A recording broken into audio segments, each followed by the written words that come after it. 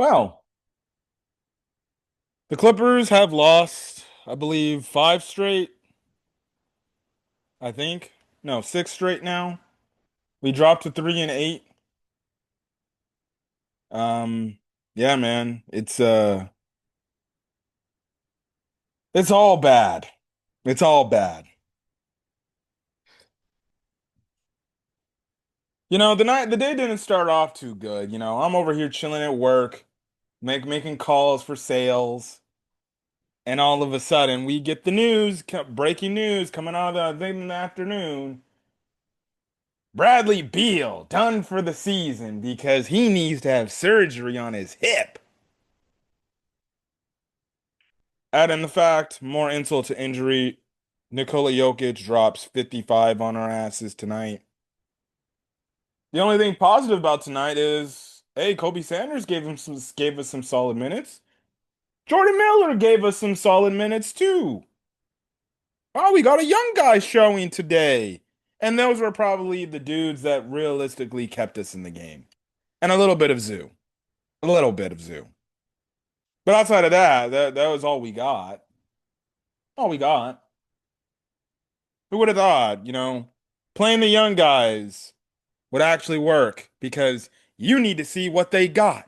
You need to see if they're NBA caliber players and if you got something you can use.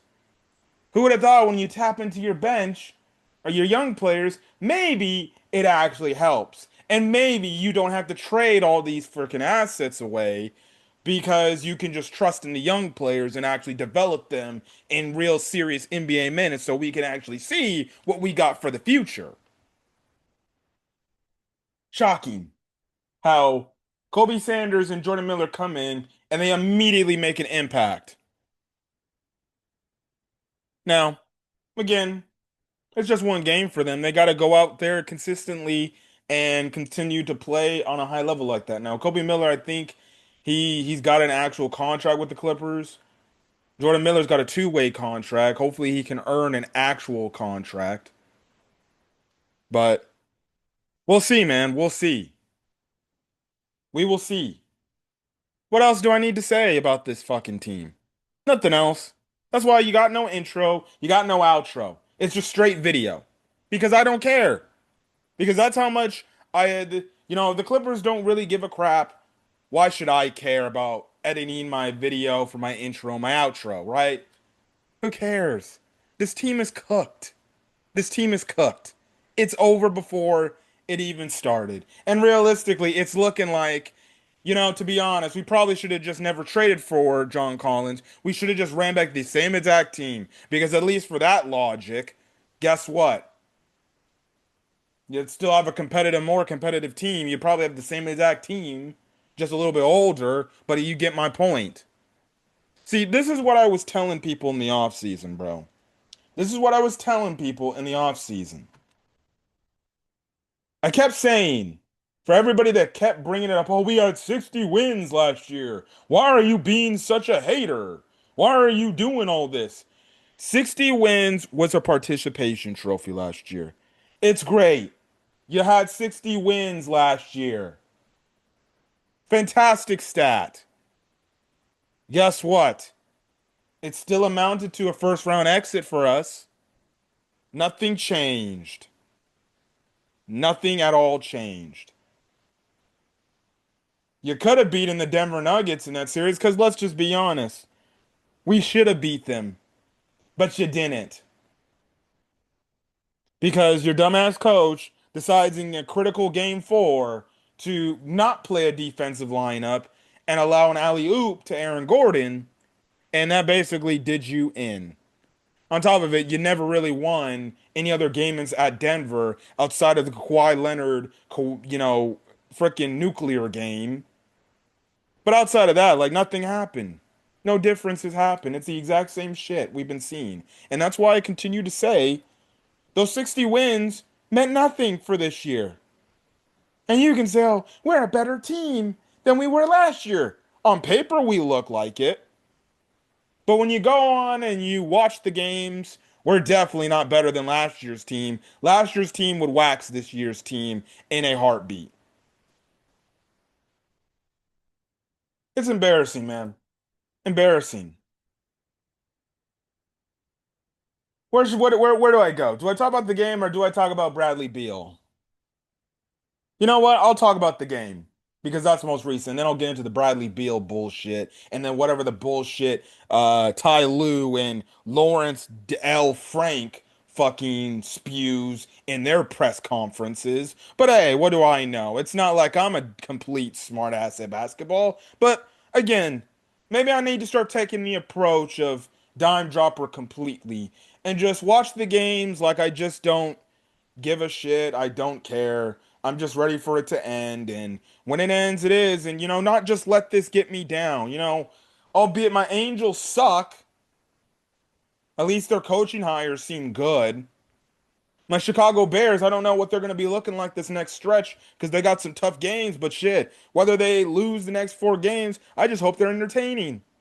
And for all honesty, the Bears have been more entertaining, and they've been my most entertaining team I've actually watched for quite a while. I'm happy. I'm more of a football guy than a basketball guy, and I'm enjoying my Bears actually being somewhat decent this year. It's always my circle of suck, bro. You start the year off, it's the freaking, which is baseball realistically, it's the fucking Angels. I go through spring training, get a little bit hyped about spring training because we typically do good in spring training, and then guess what? Once the season starts, I don't give a shit because the Angels absolutely suck, right? Then, football season's coming up. The Bears get me hyped to see what they're going to do, and typically they don't really do well. This year, they look like they may be a solid team. And then obviously with basketball right around the corner from football, then I go to the Clippers where I expect them to be a competitive team where they're fun to probably watch during the regular season. In the postseason, they piss me off because they're either a first or second round exit and they fall short on the fucking goals that they keep spewing and they feel because they keep saying, "Oh, we're play for a championship, yada yada yada." But now it's very much clear. The season's over. I don't give a shit. Whatever happens. We're about to go on like a 7 game road trip. And all the freaking teams, with the exception of Dallas and Charlotte, they all look like playoff caliber teams. The only two winnable games on this road trip are Charlotte and Dallas. We play Dallas. And I believe we play them on Friday.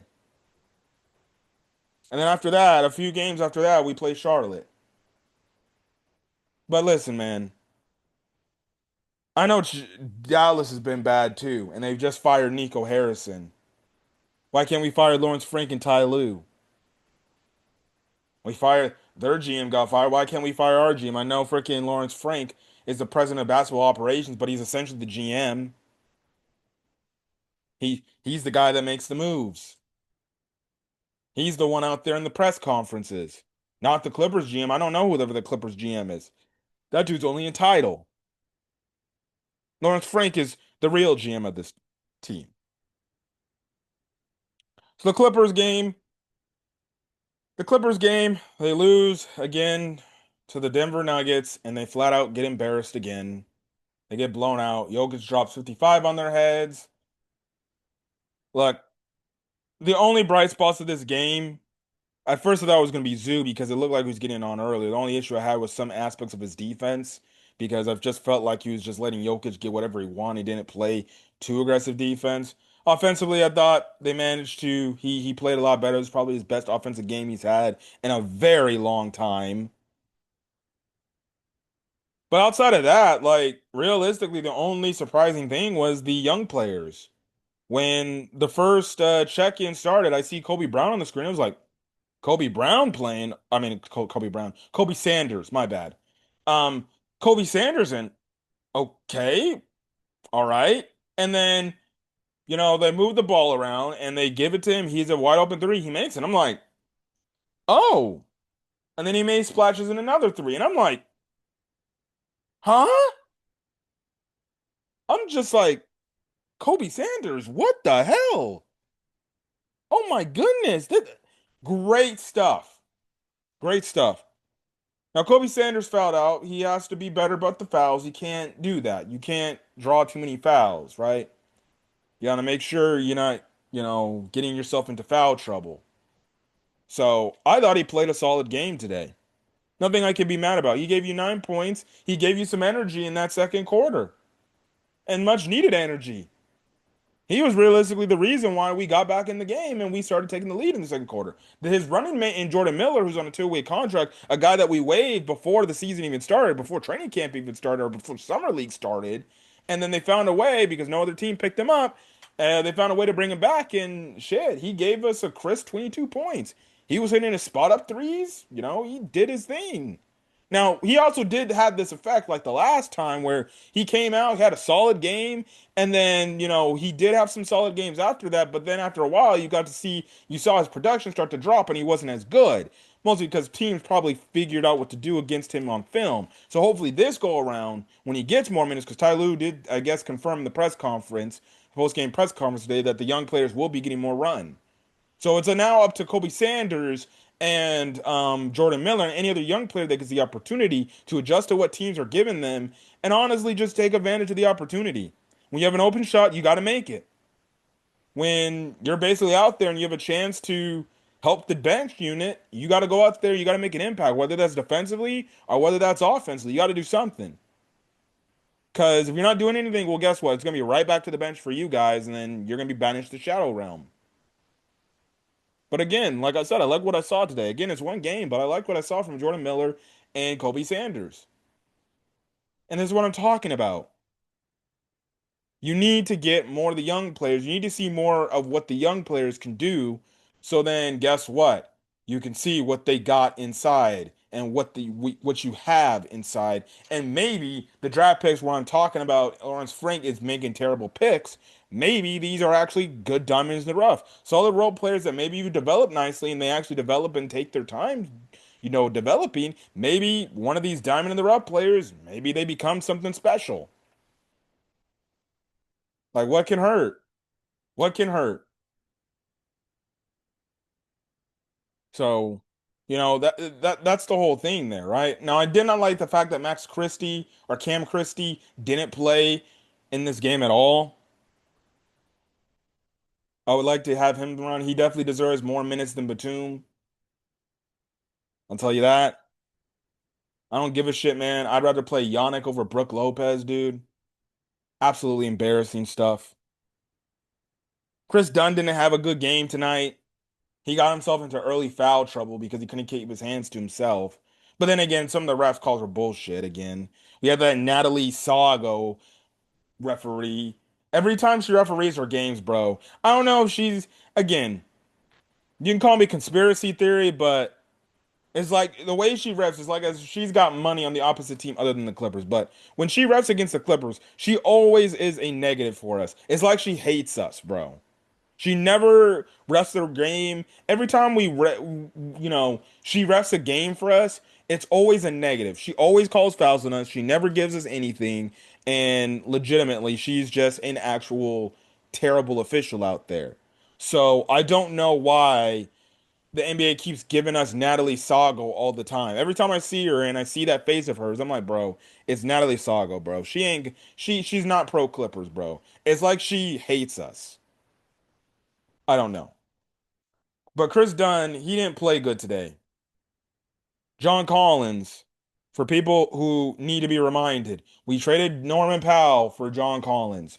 We did not trade Bradley Beal for Norman Powell. Please get your facts right, right? Okay, good. No, Jordan, what is it? John Collins did not play good today. Had an atrocious day. I think it was 311 from the field, and he only had like I think 9 points. He didn't do shit today. Embarrassing performance on his front. This is the guy that we brought over to be the checkmate to Aaron Gordon, and Aaron Gordon still outplayed him. That can't happen. That can't happen. And it's clearly showing that this man can't dribble worth a damn. He definitely can't. And that's why I'm saying, like, maybe we should have just ran the exact same team back again. Honestly, would it have hurt? Probably not. You get some scoring, more efficient scoring. I'll tell you that. But outside of that, it's like, dog, like maybe we should have not done that trade, or maybe we should just trade some other piece for freaking John Collins. Like maybe Bogey then, since we rarely use Bogey. But okay, we had to trade normal way, probably because the team just didn't want to give him an extension. Makes sense. But again, you go look at some of these trades, and over time, and I'll talk about it later. You over these time, you just look at these trades and it's like, dog, you progressively made your team worse. But John Collins gave us nothing. I think by far the worst player on the court today was probably Brook Lopez. This dude immediately came in and already got 3 fouls. Like it was like maybe 2 minutes, this guy already had 3 fouls. Brook Lopez is terrible, bro. I questioned the signing when we got it, and I'm still just in utter shock and awe why we even signed this dude. If this guy is not, this guy can hit shots, right? He can hit some threes. But the dude defensively, he's terrible, bro. He's terrible. He has no lateral quickness anymore. His defense is completely trash. Anytime you have anybody driving on him, they easily get past him because he has no lateral quickness and he's just slow-footed. And again, he can make you some baskets, but if somebody's just driving on him because they see like, oh, I got the mismatch here, well, it's over. It's game over. That's what I'm saying. I'd rather see Yannick than Brook Lopez play. So clearly, the backup center position has not been fixed. It's not been addressed. He's playing worse done defensively than Mo Bamba and Drew Eubanks. Like, come on now. So again, we still have yet to fix the freaking backup center. We have not had a quality backup center since Hardenstein. And you see what happened with Hardenstein. We let him go to the Knicks for a few years, and then he ended up going to the Thunder, and he was ended up becoming the piece they needed.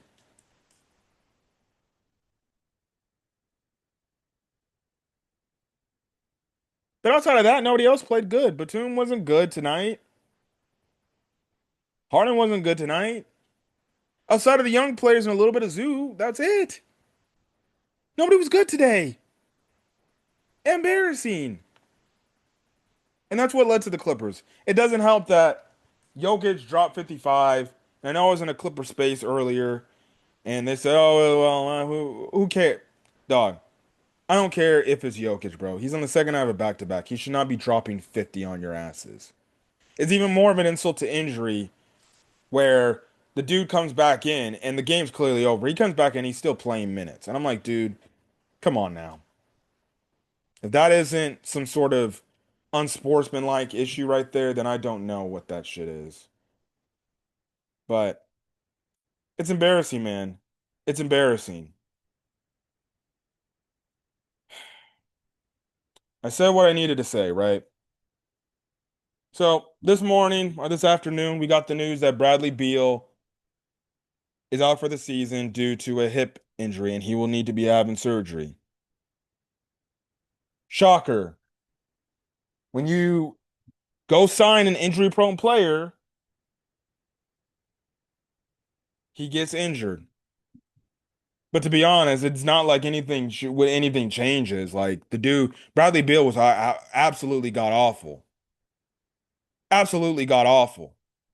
I literally said on the last Clipper video I did, this dude is a worse signing than John Wall. And John Wall was pretty bad with the Clippers, but he's even worse with the freaking Clippers than John Wall ever was. Bradley Beal did absolutely nothing. He didn't bring anything. Kobe Brown, shit. Kobe Sanders and Jordan Miller did more than whatever Bradley Beal did in one freaking game. So in the mini games Bradley Beal played, in one game, Kobe Sanders and Jordan Miller did instantly more for the team in one game against the freaking Nuggets because that lineup actually legitimately got us in the game. Back in the game and took the lead. It was the coach's dumbass fault. after we did that, the Nuggets called a timeout, and that's when they brought their starters back in. Ty should have brought his starters back in to match it up. But then guess what? You left that same stupid bench line about their extended minutes, and then the Nuggets go on a mini run due to the starters. And I'm just like, dude, whatever. So honestly, if you ask me where did we lose the game, it was that moment right there because you let the Nuggets get a little bit of momentum heading into the halftime, into the locker room and everything, and they felt good. But when I'm seeing two young guys just getting no play time, don't even hasn't even been in the lineup, doesn't even hasn't played with the players on the court, and they're giving you more. They're doing what Bradley Beal is supposed to do: hit your open threes, and that's it. And they didn't do. They did that, and Bradley Beal couldn't do that.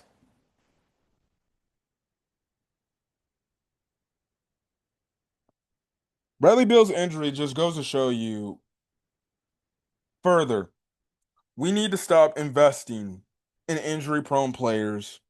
We need to stop investing in old players, and we need to just move the hell on from this era. Whatever. You can hate me, you can say I'm being disrespectful. I don't give a shit. Good fucking riddance, Bradley Beal. He will not be missed. His production sucked, and trust and believe. This is more of an addition by subtraction. Or this is more of subtraction by addition. So slightly it will make the team better, but you saw today, it still don't matter. It doesn't. This team's terrible. So by him being gone, it only further forces the damn coach to finally start John Collins probably every damn year or every damn game going forward. Lawrence Frank and Ty Lue, they had a press conference today. Lawrence Frank talked about Bradley Beal. He said Bradley Beal feels like he let the Clippers down and feels horrible that he isn't there for his teamwork, but the team said they're optimistic. Man, who gives a fuck, bro? I care less how Bradley Beal feels. Get off my fucking team. That's all I care about.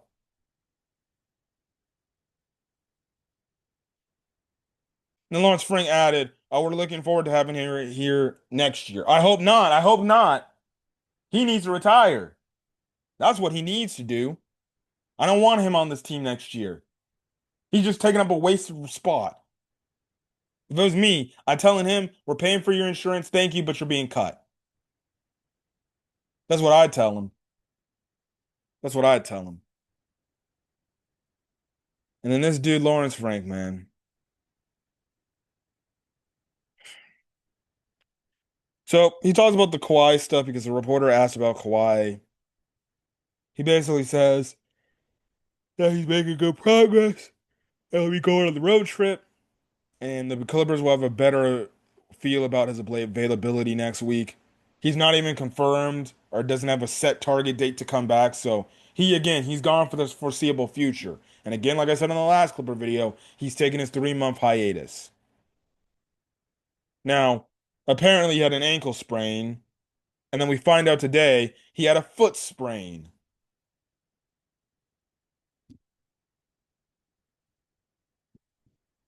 So the Clippers lie again about another injury when it comes to number two. They conveniently said, oh, yeah, yeah, yeah, he has an ankle sprain. Oh, but he also has a foot sprain too. Clippers freaking lying about injuries yet again. That's typical mindset of the Clippers. Let's lie about our quote unquote star player and his injuries again. Yeah, he had an ankle sprain, but we're conveniently gonna say, not admit that he has a foot sprain too, which is the reason why he has yet to come back. I'm getting sick and tired of this bullshit, dude. Number two's got to go. Number two has got to go. I'm getting sick and tired of capitulating to this damn fool. He comes back when he feels like it, when he can easily wrap that foot and that ankle up and get out on the court and play. If he make it sound like he damn near broke his foot and his ankle. How can an ankle sprain get you out for 1 week? Tape that bad boy up, go out there, play, and you go help your team because they sure could use you. But number two, picks and chooses when he wants to go do his own thing because why not? And that's the reason why guys like me, guys like my boy Dime Dropper, many other Clipper fans that know me on Twitter, all out and go out and say, we're just done with number two and we just want him expunged from the team. And that's why, again, like I said, guys like me and Dime Dropper and many others, we really don't give a shit. We don't really care. I personally don't care, but I still go on Twitter and tweet crazy shit. And maybe I just need to be better about that and just, you know what? Maybe I'm just not going to tweet at all during games. Maybe I might just need to put the phone down, watch the game, and get through the game, say what I need to say in one tweet, and that's it. But number two, again, is hurt again, has apparently two injuries instead of one, and that's the crap. And Ty Lue talked about how Bradley Beal has the same offensive explosion as Norm. That's a fucking lie because he didn't do that. And then again, he obviously talks about like, being ups, how he's upset. Well, if you really were upset, then you'd actually be making the right calls and you'd be very, very strict with your lineup decisions. So, yeah. Apparently he has full support of Steve Ballmer and Lawrence Frank. And basically, I guess they told him anyone can get through this like you. You've done it before. We got full confidence. I don't know why Steve Ballmer's saying that. Steve Ballmer should be asking the coach the question, why does my team suck? We're not competitive. And that's all at all. But look, I'm gonna end off on this point, dude. It's clear the Clippers are cooked. The Clippers are cooked beyond belief. There's nothing else to play for. You got Clipper fans who are worried about, oh, if we suck, we could give our top five pick to OKC. Who gives a fuck, really? Who really does? I don't. The damage has been done. Yeah, you can have that worry if they still have not won that championship, but they already won a championship. So why do we care? They've already won it before we did. So who the hell cares if they get another top five pick because we suck? Blame the organization. Blame Lawrence Frank for not building this roster in a way to be as competitive to where we don't allow OKC to get a top five pick because of it. But who cares? We already built the dynasty for them potentially. Why are Clipper fans afraid of, oh, we move off on Kawhi and all these other guys? We're going to gift OKC a top five pick. Who cares? But again, moving off of number two and any of the other veterans, it just further shows you that you're finally admitting that you have officially are gonna come. It's been known. You've lost the trade. The moment OKC won that championship, you lost the trade. But it would further confirm to the public, no, we are announcing we have officially lost the trade. That's it. Well, the moment number two is traded off this team. And I'm okay with that. Because why do I care about whatever number two is doing? He's more of a headache. He gives us more drama, and I'm sick of it. I'm tired of it. Why deal with this bullshit every year? It's every year, every single year. This dude has a little tweak or a little freaking injury to himself, and lo and behold, the guy is gone for the next few weeks to months. And then he comes back near the tail end of the season, trying to gear up for the playoffs because yada, yada, yada.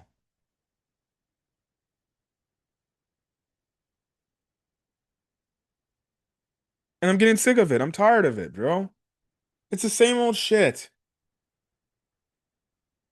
I'm shocked that there's not Clipper fans, whether you're in the wall, whether you're in anywhere in the stands or go to games at Intuit Dome, and you're not chanting "Fire Ty Lue" and "Fire L Frank." It's embarrassing. And this is the point I'm trying to make, man. This is the point I'm trying to make. Realistically, after the 2021 season, that's when we started. That's when this organization, that was the last time I had hope in this organization. Well, actually, 2023 was the last time I had hope. But you get my point. After the Western Conference Finals run, you had to deal with 1 year without no Kawhi, no Paul George, right? And then you get to the 2023 season. And the 2023 season was just terrible. It was terrible. It was awful. And that was the season. That was the start when the Clippers and Lawrence Frank made all these idiotic fucking moves. And crazy enough as it seems, by making all these idiotic moves, adding the coaching malpractices that were going on with Ty Lue and his dumbass politics, it progressively, slowly but surely, has made the Clippers worse. You start off the 2023 season after the 2022 season, right? We keep crying, oh, we need a point guard. We need a point guard. Paul George and Kawhi Leonard keep crying about that. What do they fucking do? The Clippers give the mid-level exception to John Wall. I still to this day, I call my boy DJ Primal out for that bullshit. They got John Wall, gave him the mid-level exception, and we found out a few years after that Hardenstein announced, like, yeah, I would have taken the mid-level exception if the Clippers gave it to me. So you let Hardenstein go, who was the best backup center we had, since realistically you can make an argument since Montrezl Harrell. You let him walk, bring in John Wall, and John Wall, of course, isn't as good. So what do you do to pivot off of that? You essentially, right? You essentially drop John Wall and you trade for or you drop John Wall, you trade him to the Rockets, and you pick up, thanks to Paul George, his best friend Russell Westbrook. And I think it was the 2023 season when we also decided to trade Luke Kennard. We traded Luke Kennard for an old man Eric Gordon, who I don't even think he even gets minutes anymore on whatever team he's on now, which I think is the 76ers. You traded for old man Eric Gordon, and you traded away another draft pick to the Rockets for Luke Kennard. Yeah, you traded a draft pick away to the Rockets, right?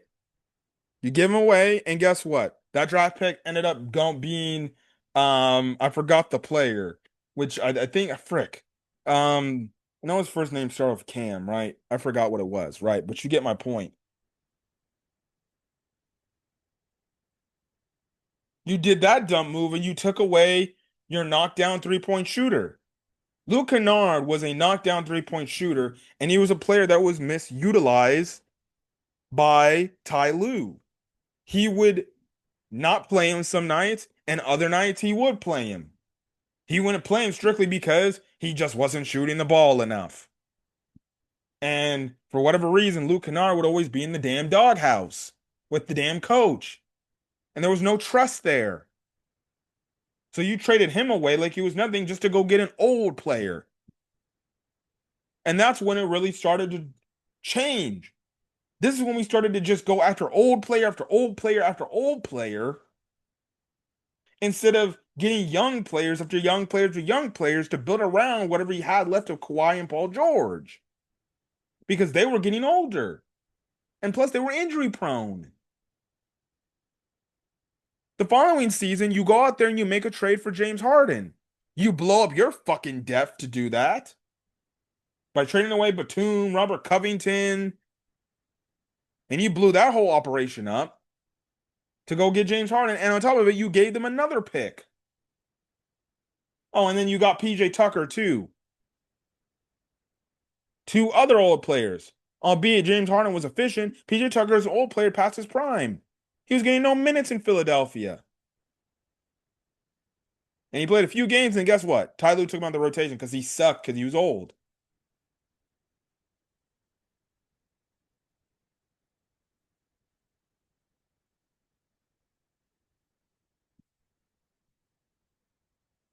And then last season, he made some nice moves at the trade deadline, right?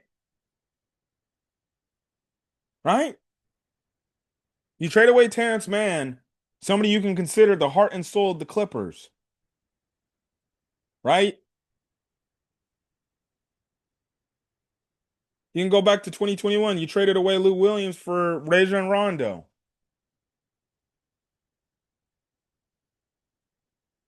You know, you let Patrick Beverly, another dude who's heart and soul of the Clippers, you let him go. Terrence Mann, another member of the heart and soul of the Clippers. Yeah, he didn't play too good and he was always hot and cold, but you made that trade. You got a nice draft pick and you traded for Bogdan Bogdanovic. And then you look at this year, right? You knew you needed power forward to help out Kawhi. You go trade Norman Powell away for John Collins. Right now, the Heat are winning the trade completely because Norman Powell is just as efficient as he was over here. John Collins is all right. It's all right, but it's not on the same production as Norm. When you look at last year, we were fine without Norm because Kawhi played. Now we're seeing what the team looks like if we didn't have Norm, and it would be dog shit, especially when there's no Kawhi there. Or number two. So you do that trade, you go sign out all these old veterans in the free market. Chris Paul, he's been benched. He's basically Udonis Haslem. He gets no playtime. And yes, it was much needed because he sucked. He just hasn't been as good. It sucks because he's a Clipper legend, but look, man, if he's giving you nothing offensively and he's not that good defensively, well then why is he playing? He's just essentially a coach out there. Maybe here and there, maybe he gets an opportunity again. We'll see. But it looks like he's not. Looks like he's done. I don't know if the Clippers are going to trade him. Maybe he wants to be traded and say like, "Hey, trade me somewhere where, team will be willing to give me some minutes and I can call it a career." But it definitely looks like Chris Paul should just call it a career after this season. He ain't got nothing left in the tank. It's over. You go sign Brook Lopez. Now I see why the freaking Milwaukee Bucks let Brook Lopez go. He sucks. Offensively, he's fine, but defensively, he sucks.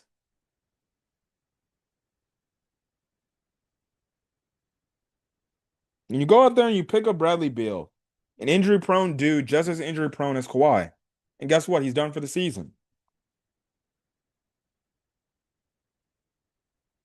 Like, why? Every single year, projectively has gotten worse. That 2025 season was the only bright spot, or the 2024 season was the only bright spot. The one blue moon season where all those moves you did make, it didn't backfire, it didn't hurt you too much. Mostly because Norm was the guy that stepped up and he didn't make the team look as bad. And now when you look at today's Clippers team, you can see this team was poorly constructed. And they did not really account for the fact of, well, what happens in any event this doesn't look good? What in the fact that we look too old and we play too old and we get out to a bad start in the season where it isn't just bad, it's terrible. They're playing no defense. Their offense is janky because there is no philosophy. And on top of it, They keep turning the ball over, and they get waxed off the court by the third quarter. It's like this team can hang in there for a half, and then it gets to the second half, third quarter. Oh, we're done for the night, guys. We put up a good fight in the first half, and then you get to the second half, for third quarter, we lose. That's what happened tonight. We had a lead at halftime, and we let the Nuggets go on a run, and they legitimately won the third quarter, and they blew us out.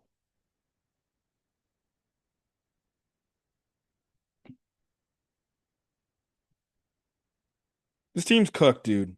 This team's cooked. And personally, I don't think anything's gonna get better. It's just bad. There's no direction it is. And honestly, you can call me a fake Clipper fan. I don't give a shit. I want the Clippers to lose games.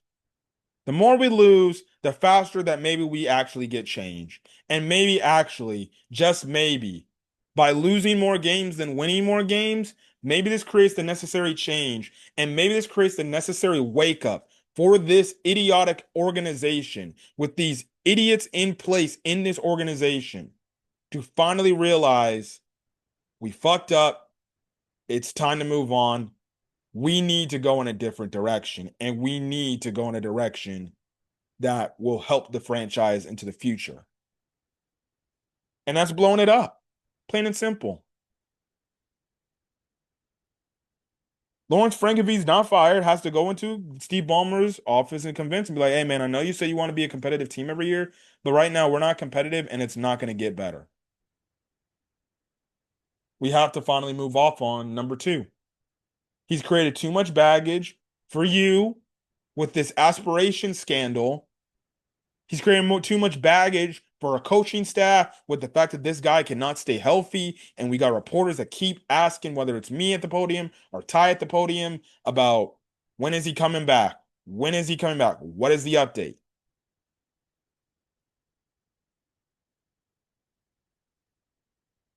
You need to move off on him.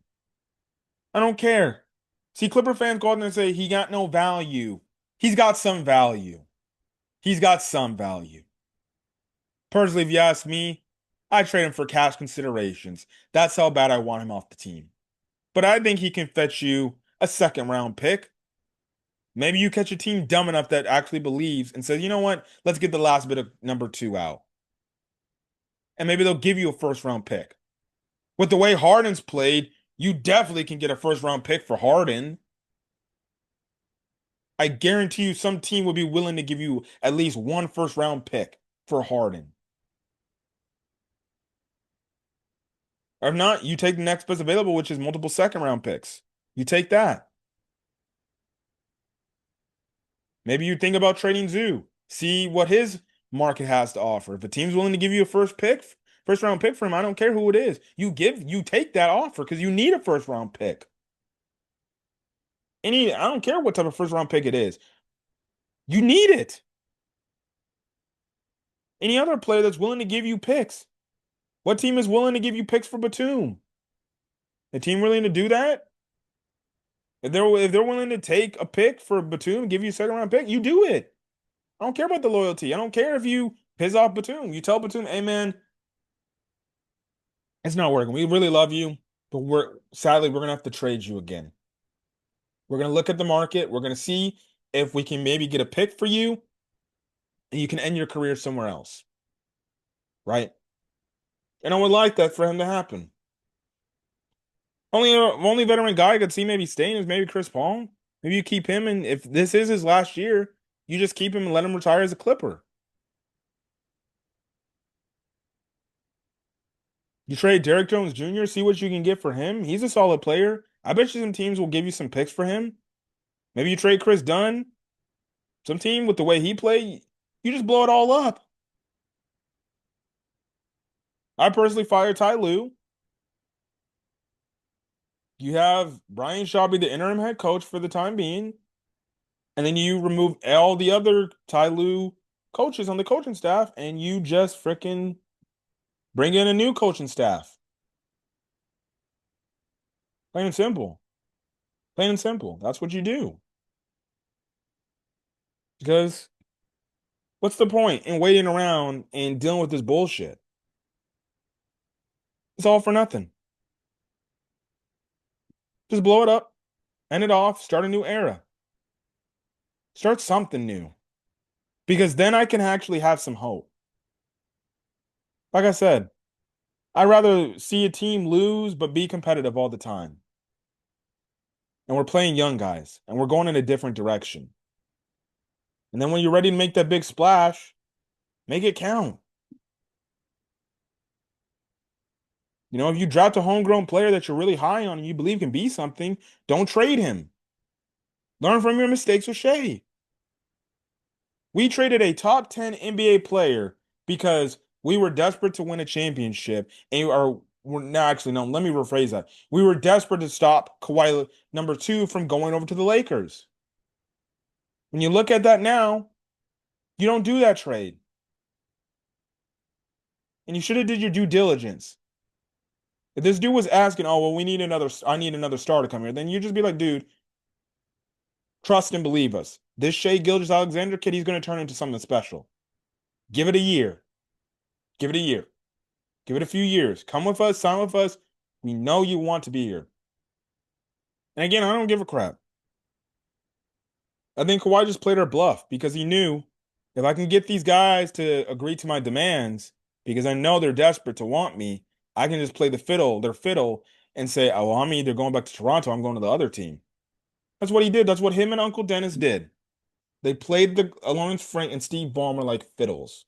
They knew if they could get what they wanted and the Clippers would do what they wanted, they knew they had all the power because that's what the Clippers did. They gave Kawhi Leonard all the power he wanted in that organization. When he could take games off, when he didn't have to, when he could low manage, all that stuff. Him and his uncle knew, oh, we have the power. They'll listen to whatever we say, and that's what the Clippers do. They bend over backwards for Kawhi Leonard on multiple occasions. And what did that get them? Not one championship. All it gave them is a bunch of drama, the same old shit where he's always hurt, he never comes back. And then on top of it, just a headache. Now you see why the Spurs traded him because he was a headache for them. They were like, okay, fine, we're done with you. We're done with you. You clearly don't give a shit. You don't care. You're trying to do your own thing. And that's what happened. So number two needs to go. Clippers are 3-8. Bradley Beal's done. Nothing else to say.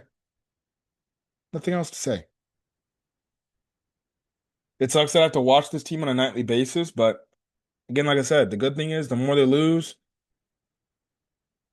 maybe and hopefully the better realization for Steve Ballmer to know that, yeah, it's time to move in a new direction.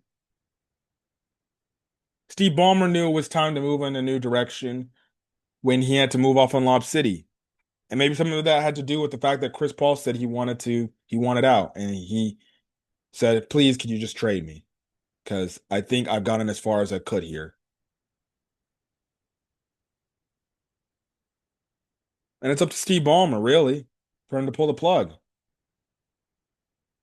He has to be the guy at the top that says it's not working out. I have to set my losses.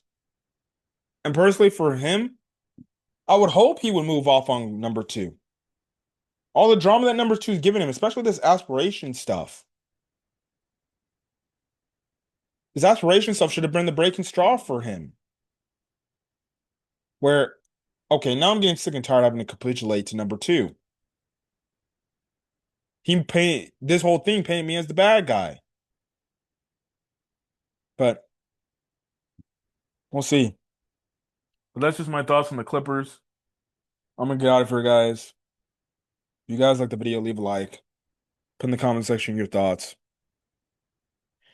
Next game we play Dallas, and we will be dropping to 3-9. Dallas will go to 4-9, and we will be going to 3-9 because that's how bad we are.